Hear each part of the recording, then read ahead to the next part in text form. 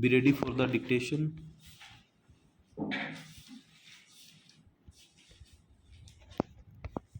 Start. Working to improve their lives and to enhance their ease of living. Based on this wealth of people's trust, a fresh mandate was sought. People of the country have long waited for the basic amenities of life, but now the conditions are changing.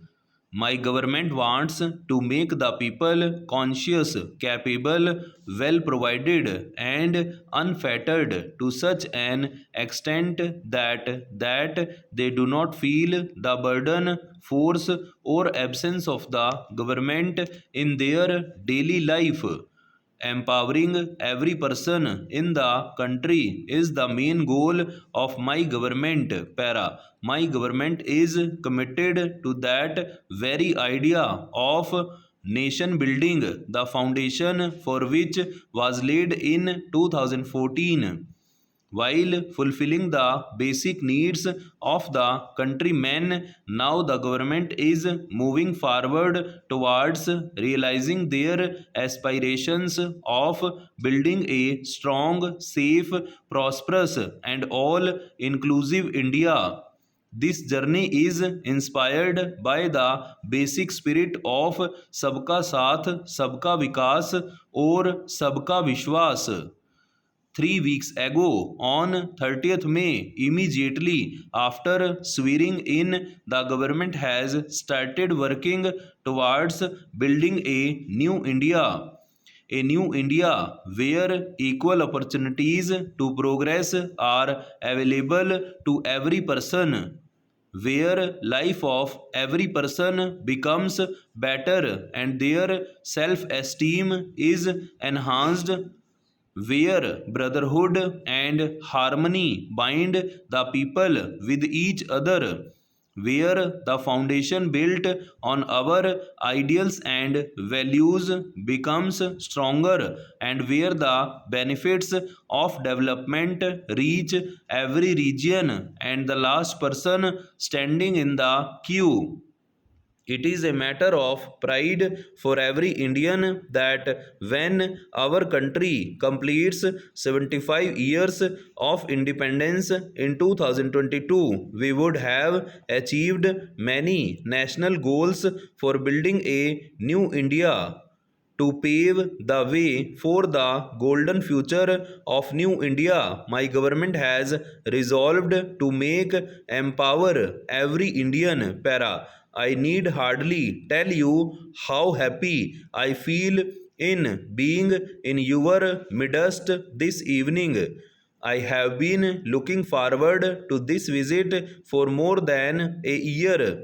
I was to have visited this beautiful part of the country sometime last year, partly on account of ill health at that time and partly on account of several preoccupations during the latter period. I was not able to fulfill this wish until today. My pleasure is all the greater because I had to meet some difficulties even on this occasion. Fortunately, they were all overcome, and today I find myself in your midst. Para. My desire to come here was due very largely to the fact that I was anxious to meet you and to know your condition at first hand. This area, like some other areas in this province, was sealed to us, and we were not permitted to come here. I know that even in 1947, when the Constituent Assembly was meeting in Delhi, and I had appointed a committee with the late Chief Minister of the state as its chairman, the committee was not allowed to enter some parts of this province. Therefore, I made up my mind then that as soon as it was possible, I should pay a visit to these parts and see some of the places which were previously banned. I am therefore happy that I have at last been able to fulfill that wish. Although the Constituent Assembly could not send its subcommittee to these parts, it was not negligent of your interests. The constitution makers took special care to make suitable provisions for the governance of this area.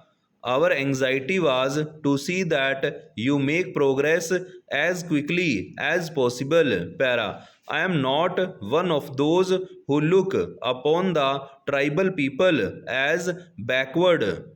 I know you have your own customs, your own culture, your own way of life. We are anxious that you should progress and do so in your own special way. India is a vast country. We have any number of religions, any number of systems of life, and any number of customs. It is this picture of India that we have in view.